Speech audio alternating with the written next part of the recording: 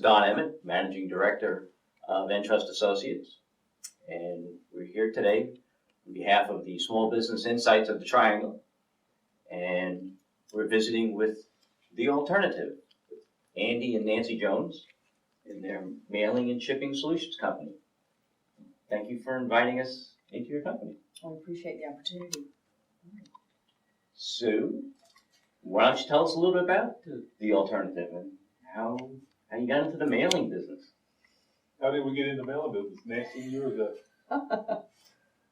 Well, we were both sales representatives with Pitney Bowes years ago, and he went into management and a specialization in folder inserters, and I was about to go into another area, and he became frustrated with Uncle Pitney and began exploring the Hassler product line, which was at that time manufactured by the Swiss, and it looked to be just a real simple machine to operate. It was moderately priced. It was less than Pitney. It was easy to assemble. The Swiss are known for their expertise of making things correctly. Precision. With precision, Yeah, precision. Just watches, etc. Exactly. So he said, he actually, you want to tell the story? What, when we changed? Yeah. We had been looking at the Hassler product line for about a year, and we did a study with the inserters because they had been saying it would run 4 million cycles. We thought that was absolutely ridiculous. It wouldn't run 4 million cycles. So we bought a few of them, put them on the end of an inserter as a corporation, and we ran 12 million without it breaking down. So the more we tried to discredit the Hassler product, the more I fell in love with it. So I decided that we would make a change, and I went out one day saying to some of my customers, said, "You're fixing to buy a machine from me. I want you to help me make a career decision. Let me tell you about the Hassler product, and you know about the other product I've been showing you. Whichever product you give me an order for today is what I'm going to do. You give me an order for the new product, I'm going to make a career change." I picked up 2 orders the first day out, and at that point on, we never looked back. Wow. So That's how we knew it was going to be successful, because it didn't take that customer long to see, first of all, Andy had a rapport, and you always have to have a rapport with your prospect, and you also have to always open probe and learn their needs and where their priorities are, and through that process, rapport and trust is established, and we were very pleased with Hassler, and it took off very well, and as it indicates, it's been bought and sold over the years, and actually is no longer a brand. Neopost SA, which is a French company, purchased Hassler, and there is another distributor of the Neopost product in the area. So basically, it's the same product, but it just has Chevrolet, GMC. right. That's it. That's exactly right. So initially, was your move to leaving Pitney? Did you go to work for Hassler, or does that you're saying we're gonna go to work for ourselves and open our own? No, we had to go look to see where the distributorship was for the product. It was just coming to the United States. And we located the distributor who was in Greensboro. He was a Better Pack distributor, and when Hassler chose a distributorship in the United States, they chose Better Pack, which was a well-established tape dispensing machine in almost every shipping room in the United States. So it was a perfect match for that.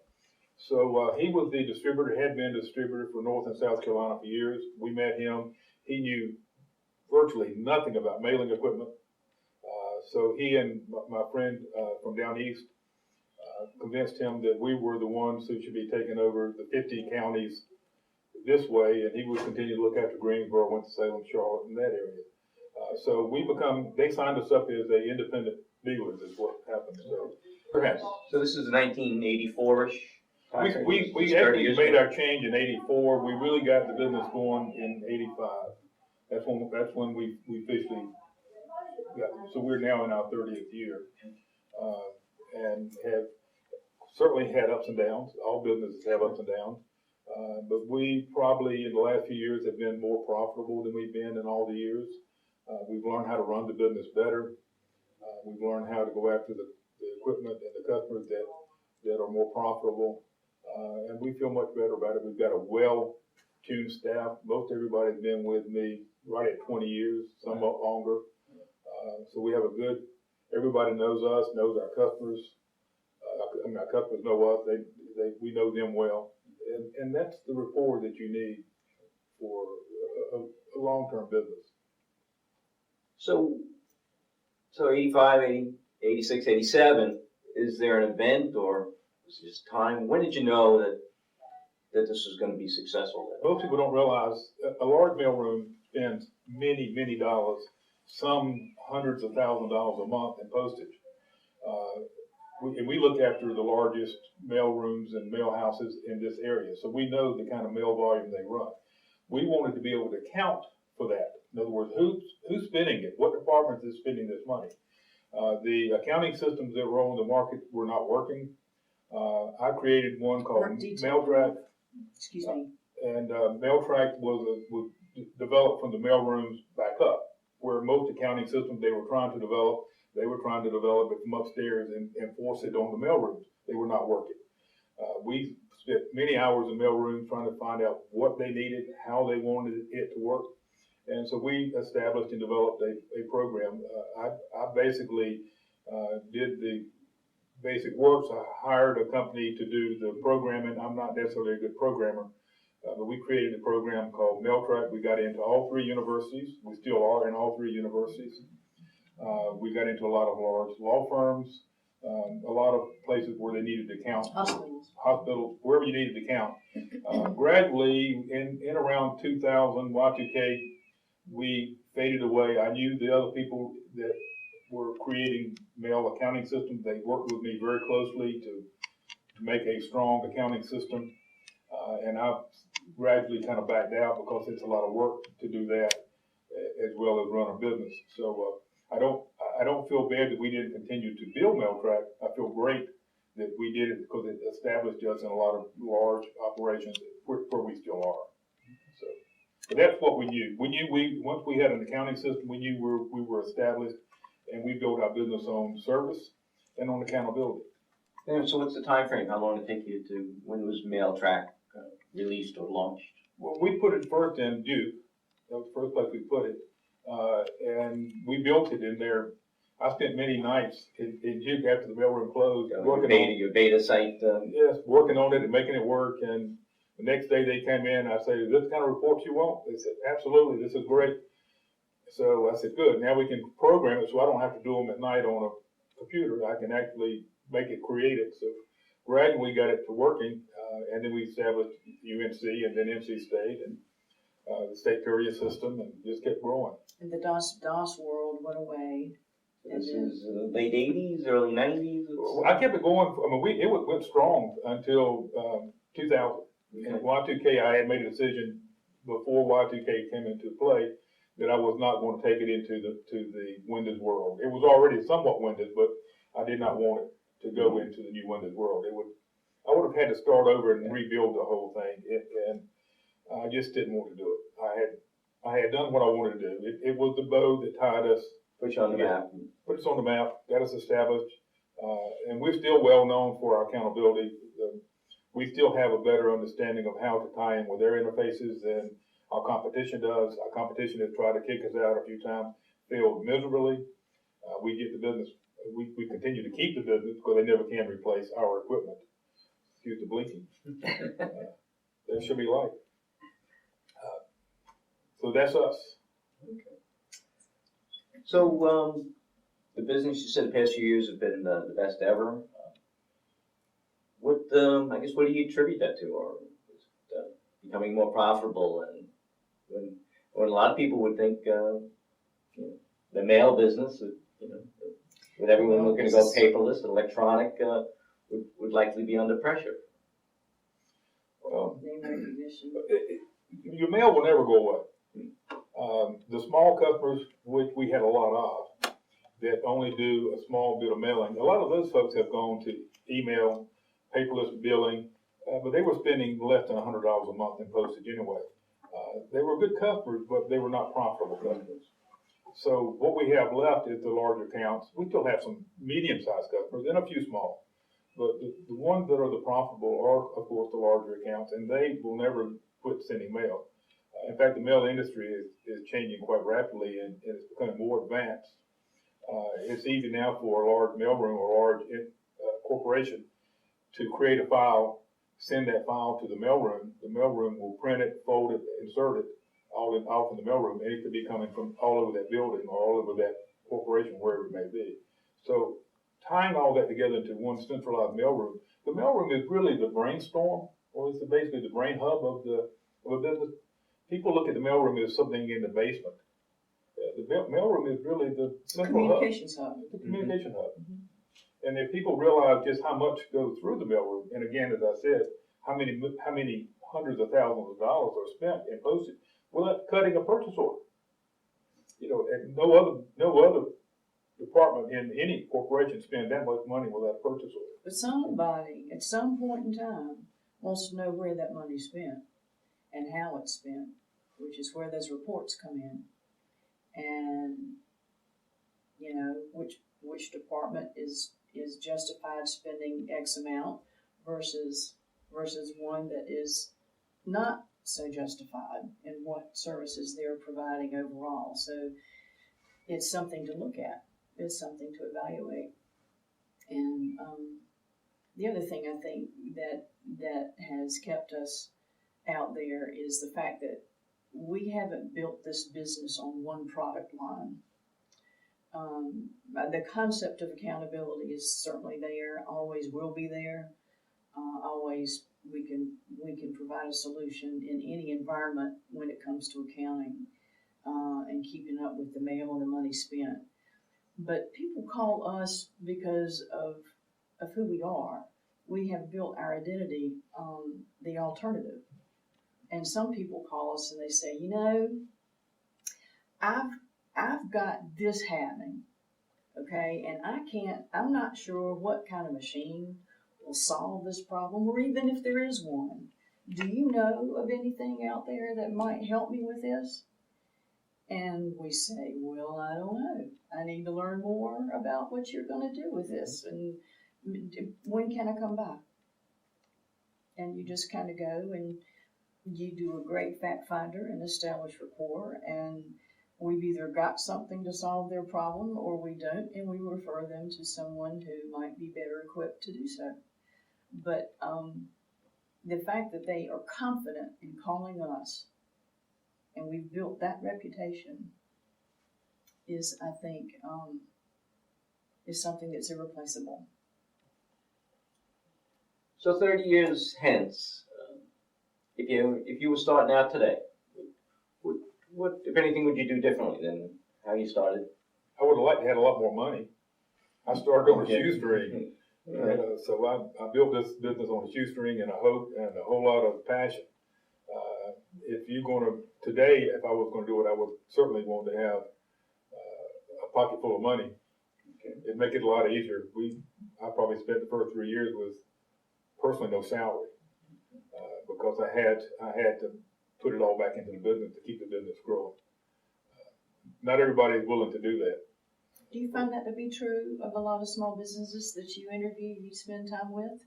Yeah, most small business owners are undercapitalized, and you have to grow the business and grow.